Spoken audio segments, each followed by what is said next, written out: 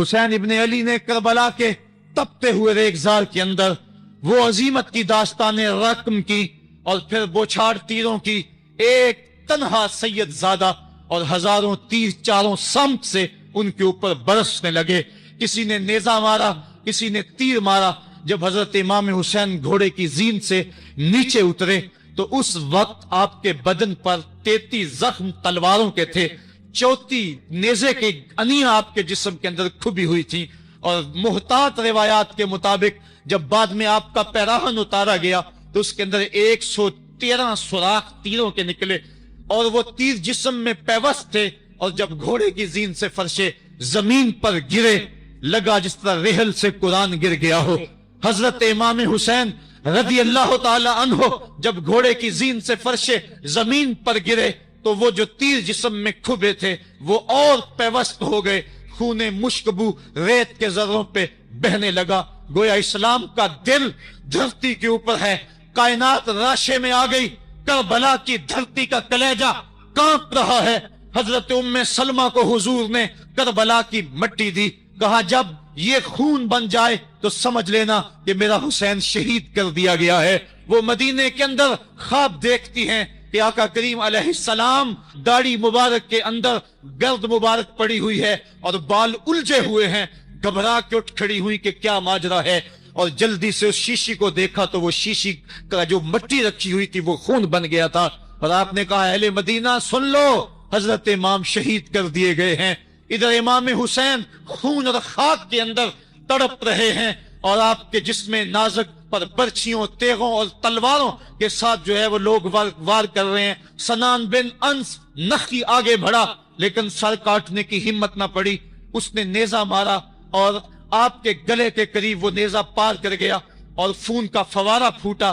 زرع بن شریک نے آپ کی پیشانی پہ نیزہ مارا. آپ گھبرا کے گرے، اٹھے اور پھر گر گئے اور پھر آپ نے اپنی پیشانی سجدے میں رکھ دی. اپنا خون جو تھا وہ چہرے پہ مل لیا. حسین نے سرخ رنگ کے خون کا جو خضاب تھا وہ اپنے داڑھی پہ لگا لیا کہ کل میں اپنے نانا کو یہ رنگت بھی دکھاؤں گا. حرم کی وہ داستان جو منا سے شروع ہوئی تھی آج اس کی تکمیل ہو رہی ہے. وہ غریب اور سادہ اور رنگین داستان حضرت امام حسین رقم کر رہے ہیں. خون سے داڑھی رنگ گئی اور آپ کے ماتھے کے اوپر زرع بن شریک نے وہ جو نیزہ مارا تھا اس سے آپ سنبھل نہ سکے. اٹھ کے پھر نیچے گرے، پیشانی کو سجدے میں رکھا اور سجدے میں رکھ کے اللہ کی بارگاہ میں آخری لفظ جو میرے امام کی زبان سے نکلے دلوں کی تختیوں پہ نوٹ کر لو اور دیکھو. اللہ تعالیٰ کے بندے حضرت خلیل نے دعا مانگی تھی، اے میرے مالک، اے میرے مالک، میں اس جگہ اپنی ذریت اولاد کو چھوڑ کے آباد کر کے جا رہا ہوں اور دعا کرتا ہوں کہ وہ نماز کو قائم رکھیں. آج اس دعا کی تکمیل کا منظر لوگوں کے سامنے ہے کہ 113 تیر جسم میں کھبے، 34 تلواروں کے گھاؤ. اور وہ بھی راوی کہتے ہیں کہ ایک ایک گھاؤ میں کتنی کتنی تلواروں کے زخم تھے اور نیزے کی انیاں جسم میں کھبی ہوئی تھی. آپ کے کلیجے کے اندر نیزے کی انی کو توڑ دیا گیا تھا. اس موقع پہ حضرت امام حسین رضی اللہ تعالی عنہ نے اپنے آپ کو سنبھال کے پیشانی کو ریت کے اوپر رکھا اور اللہ کی بارگاہ میں آخری لفظ حضرت امام حسین کے لبوں پہ جو مچلے خون نکل رہا تھا اور فولی بن یزید آگے بڑھ کے سر انور کو جدا کرنے کی تیاریاں کر رہا تھا. سنان بن انس آگے بڑھا لیکن کپ کپ آ کے پیچھے ہو گیا. خولی بن یزید آگے بڑھا، وہ بھی پیچھے ہو گیا. پھر شمر آیا اور شمر آپ کے جسم نازک کے اوپر بیٹھ گیا. حضرت امام حسین نے جب دیکھا تو اس کے بدن کے اوپر برس کے پھل بیری کے نشان تھے. تو حضرت امام حسین کی زبان سے نکلا صدق اللہ و صدق رسول اللہ، میرے آقا میرے اللہ نے سچ کہا. اس نے کہا کیا سچ کہا؟ کہا ایک دن میں حضور کی خدمت میں حاضر تھا تو حضور نے فرمایا تھا میں دیکھ رہا ہوں ایک چتکبرا کتا میری اولاد کے خون میں منہ مار رہا ہے. آج میں دیکھ رہا ہوں کہ مصطفیٰ کریم کا وہ فرمان جو ہے وہ پورا ہو رہا ہے. وہ غصے میں آیا. امام جلدی اپنی پیشانی سجدے میں رکھی اور اللہ کی بارگاہ میں امام کے آخری لفظ تھے اللہم رضن بقضائک وصبرن علی بلائک تسلیما لامرک سبحان ربی العالی سبحان ربی العالی سبحان ربی العالی. مالک भाई, बेटे, भतीजे, भांजे, जानसार, आयानो अंसार सब कुछ लटा के, अब्बास के बाजू कटा के, जो जा सकते थे उन्हें भेज के, जो जा नहीं सकते थे खुद उठा के ले जा करके, अब्बास के बाजू कलम करवा के, ये खेमे के अंदर बच्चियां यतीम हो गई हैं, सुहाग उजड़ गए हैं। मेरे मालिक सब कुछ लुटा के नबी का घर उजड़ गया, एक एक पत्ती गिर गई। जिनको बुलाया गया था आज उनकी मेजबानी तीरों, तलवारों और नेजों से हुई। लेकिन मालिक तू देखा, मेरी जुबान पे हाय नहीं आई, मैंने उफ तक नहीं की, जख्म पे जख्म खा के जी, खूने जिगर के घूंट पी, आह न कर लबों को सी। ये इश्क है, ये दिल लगी नहीं, ये मोहब्बत है। यहाँ लोग मसलूब भी होते हैं, यहाँ लोग सूली भी चढ़ते हैं। हुक्म होता है खबरदार, अगर आह भी की तो साबरों से नाम काट दूंगा।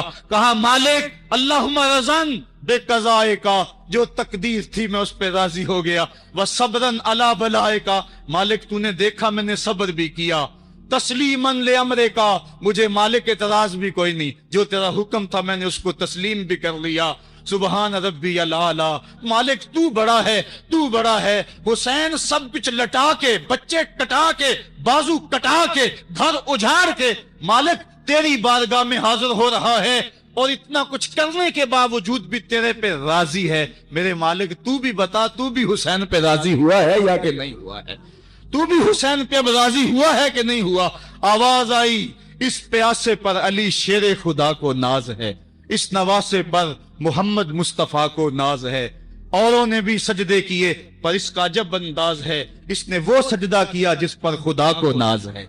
ए हुसैन इब्ने अली तुम पर सलाम, मेरे साथ मिलके कह दो, ए हुसैन इब्ने अली तुम पर सलाम, ए हुसैन इब्ने अली तुम पर सलाम। यही वक्त था जब खानदान नबूवत लुट रहा था, दोपहर का वही समा, वही लम्हे। इन हवाओं को हाथ जोड़ के कहो हमारा सलाम करबला वाले आका के हुजूर पहुंचा दे, और अर्ज करो ए हुसैन इब्ने अली तुम पर सलाम, नाज़िशे आले नबी तुम पर सलाम, तुम पे लाखों रहमतें लाखों सलाम। ए शहीदाने मोहब्बत के इमाम, लाला गूं लाला बदन लाला कफन, ए चमन अंदर चमन, जिंदगी ही जिंदगी तेरी हयात, ए हयात अंदर हयात। इफ्तिखारे मिल्लते बैजा है तू, रब्बे काबा की कसम यकता है तू। फख्र का दिल में दरीचा बाज करना चाहिए, जिनका तू आका है उनको नाज करना चाहिए। हम वाह हुसैन वाले हैं, आ हुसैन वाले नहीं हैं। वाह हुसैन तेरी अजमतों को सलाम। को हमालिया का कलेजा भी फट जाता, शक हो जाता, लेकिन इतने जख्म कलेजे पर जवां बेटे की लाश को कंधों पे उठा के लाना कोई मजाक तो नहीं है। हजरत इमाम हुसैन ने जबर के खिलाफ खड़े होकर कयामत तक के लिए राहे अमल छोड़ा। हजरत इकबाल खिराज पेश करते हैं, आ इमाम आशिकां कोरे बतूल, सर्वे आजादे दबिस्ताने रसूल। अल्लाह अल्लाह बाए बिस्मिल्लाह पिदर, मानाए जिबहे अजीम आयत बसर। सुरखरू इश्के गयूर अज खूनेऊ, शोखिए ई मिसरा अज मजमूनेऊ।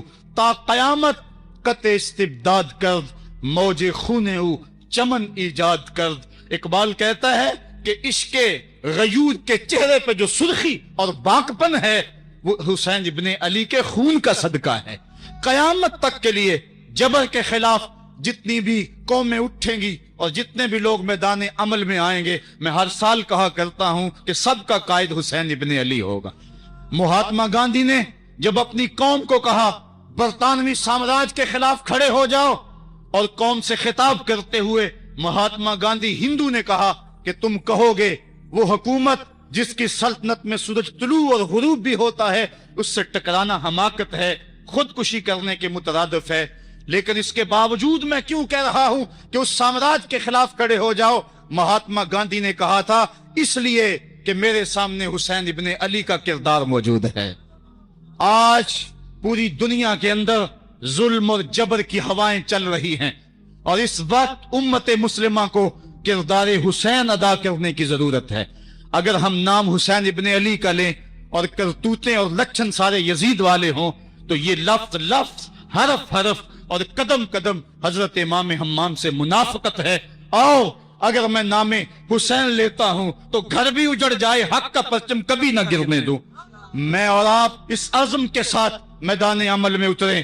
ادارۃ المصطفیٰ کسی تنظیم کا نام نہیں، یہ ایک فکر کا نام ہے، ایک تحریک کا نام ہے، ایک مشن اور ایک انقلاب کا نام ہے، یہ روحوں میں ہلچل پیدا کرنے کے جذبوں کا نام ہے، یہ مصطفیٰ کریم کے در پہ سلامی دینے کا نام ہے، یہ اپنا سب کچھ مصطفیٰ جان رحمت پہ قربان کر دینے کا نام ہے۔ اب امام حسین حضور کی گود میں کھیلتے ہیں، کبھی حضور اپنی زبان ان کے منہ میں دے رہے ہیں، کبھی حضور اس کو اپنے کندھوں پہ سوار کرا رہے ہیں۔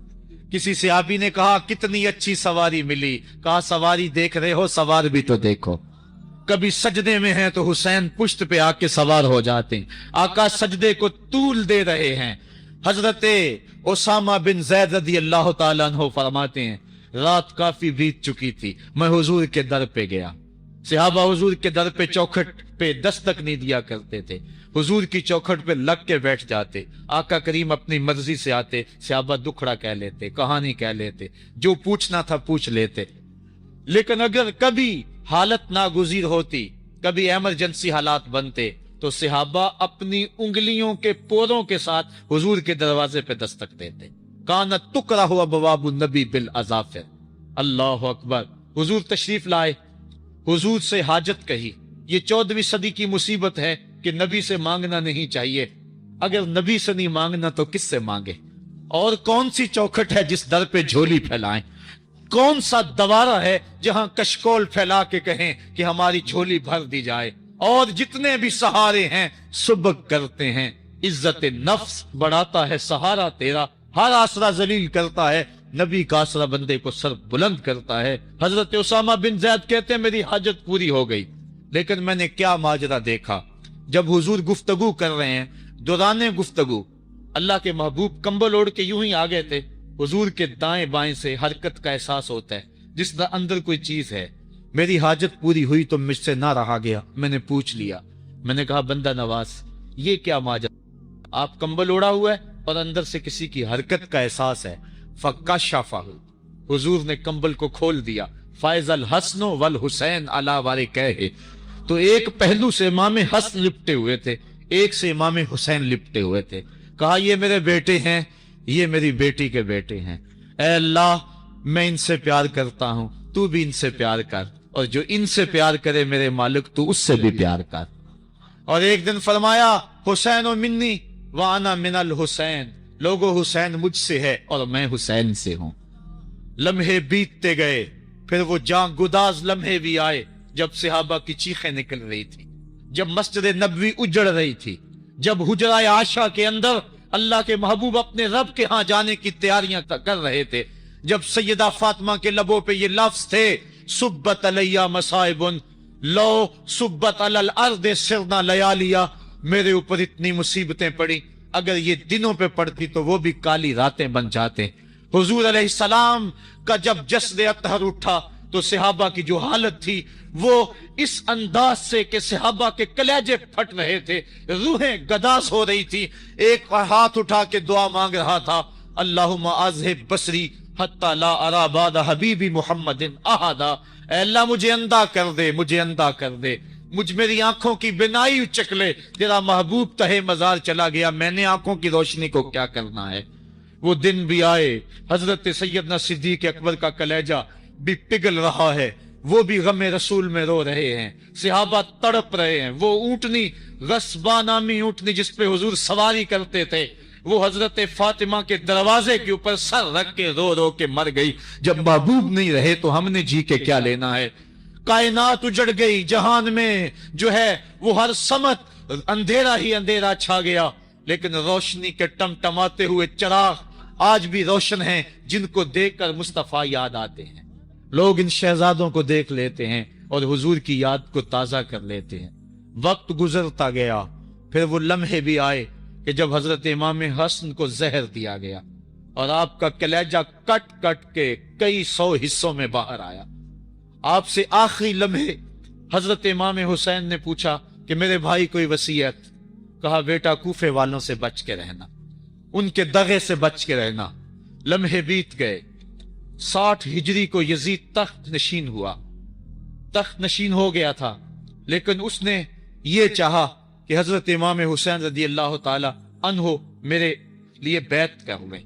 اور اس نے مدینے کے گورنر ولید بن عقبہ کو خط لکھا، اور خط کا مضمون یہ تھا کہ امام حسین کو بلاؤ اور میرے لیے بیعت لو، اور اگر وہ بیعت نہیں دیتے تو اس خط کے جواب کے ساتھ ان کا سر بھیج دو۔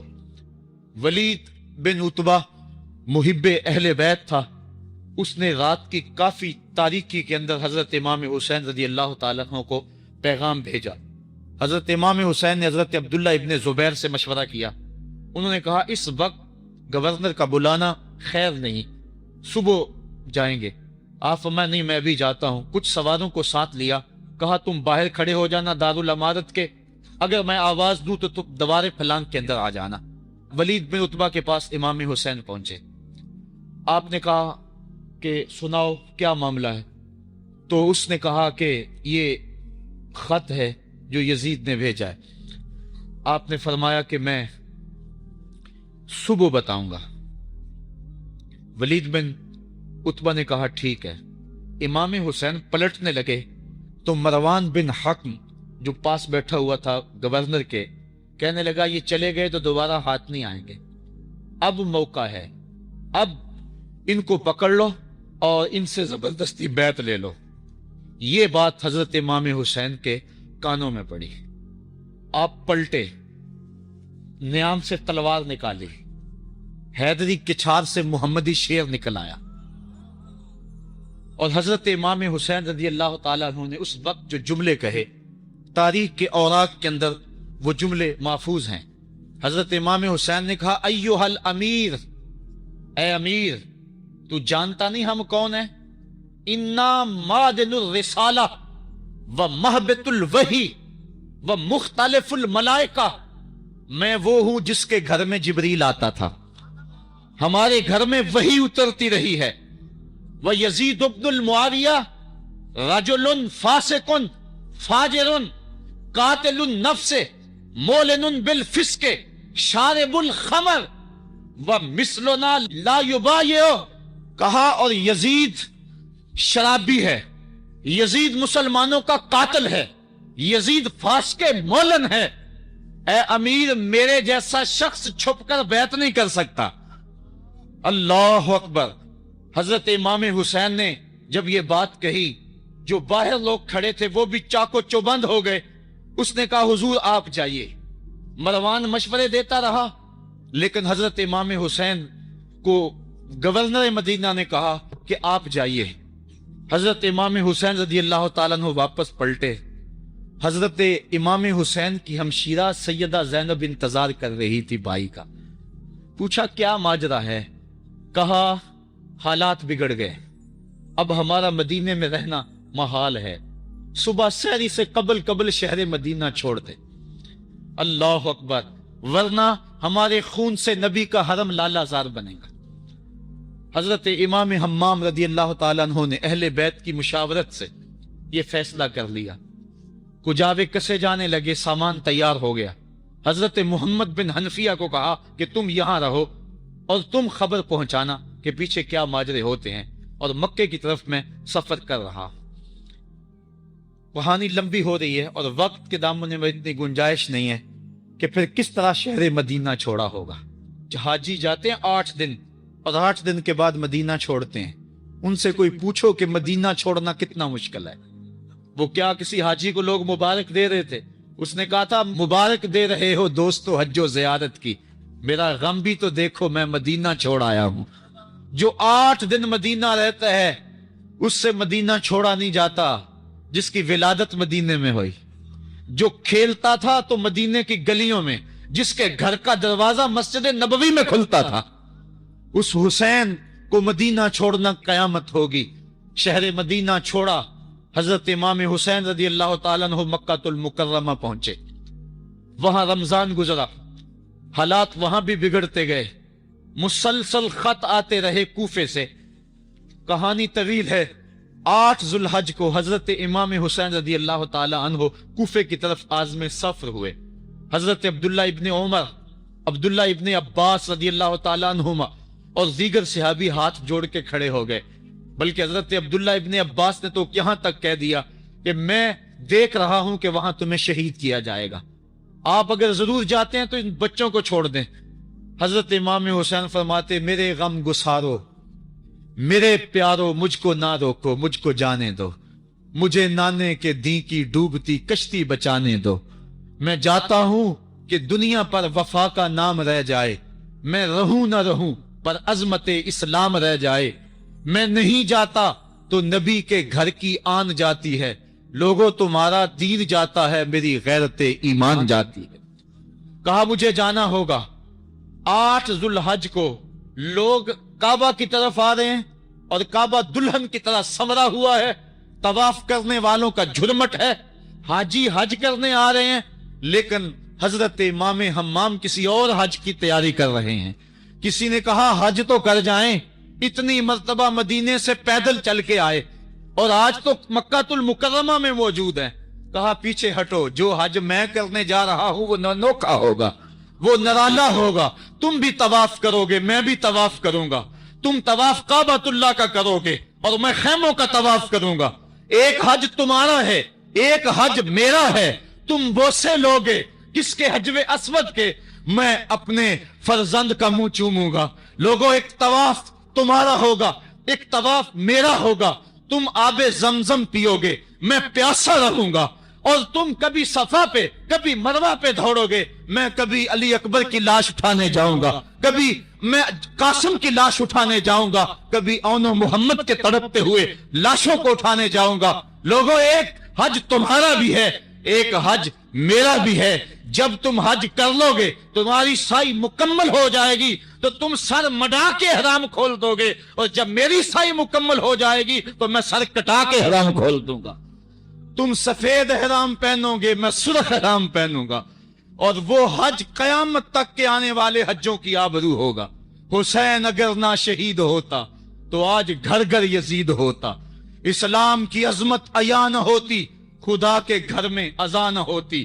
بار الہا نوحہ سناتا پھرتا، تا روز جزا اشک بہاتا پھرتا۔ امداد نہ کرتے اگر کربلا میں حسین، اسلام تیرا ٹھوکریں کھاتا پھرتا۔ کربلا کی تپتی ہوئی ریگزار میں حضرت امام حسین نے جبر و ظلم کے خلاف جس سے کھڑے ہو کر عظیمت کی داستان رقم کی۔ 10 محرم کا دن تھا، جمعے کا یوم سعید تھا، بیچ کربلا کے میدان میں دوپہر کے وقت جب نبی کا خاندان اجڑ رہا تھا، ایک ایک کلی اس چمن کی کٹ رہی تھی۔ 72 افراد 22,000 کے لشکر جرار کے مقابلے میں کھڑے تھے۔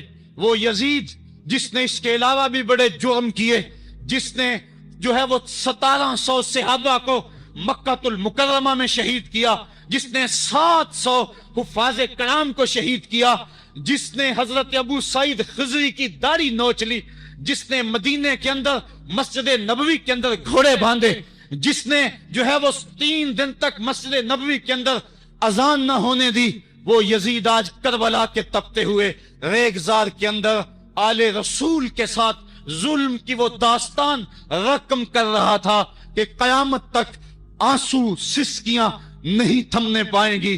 یزید مر گیا، اس کا نام مٹ گیا، اس کا تشخص مٹ گیا، لیکن حسین کا نام آج بھی زندہ ہے، اس کا پیغام آج بھی زندہ ہے۔ یہ ہزاروں کا مجمع، یہ امٹتے ہوئے محبتوں کے جذبات، یہ آنکھوں کا آنسوؤں کا خراج دینا، کیا یہ حسین ابن علی کی زندگی کی دلیل نہیں ہے؟ کون ہے جو یزید کا نام لیتا ہو؟ آج اگر کوئی یزید کا نام لیتا بھی ہے تو سر جھکا کے لیتا ہے۔ میں کہتا ہوں کیسا تمہارا لیڈر ہے جس کا نام لینے سے قبل شرمندہ ہوتے ہو، جس کا نام لیتے ہوئے شرمندہ ہوتے ہو، جس کا نام لینے کے بعد پسینہ پسینہ ہوتے ہو۔ تم اپنے قائد اور لیڈر کا نام لیتے جھجکتے ہو، گردن جھکا کے دائیں بائیں دیکھ کے نام لیتے ہو، اور جب ہم نام اپنے آقا کا لیتے ہیں سر اٹھا کے لیتے ہیں۔ اے حسین ابن علی تم پر سلام۔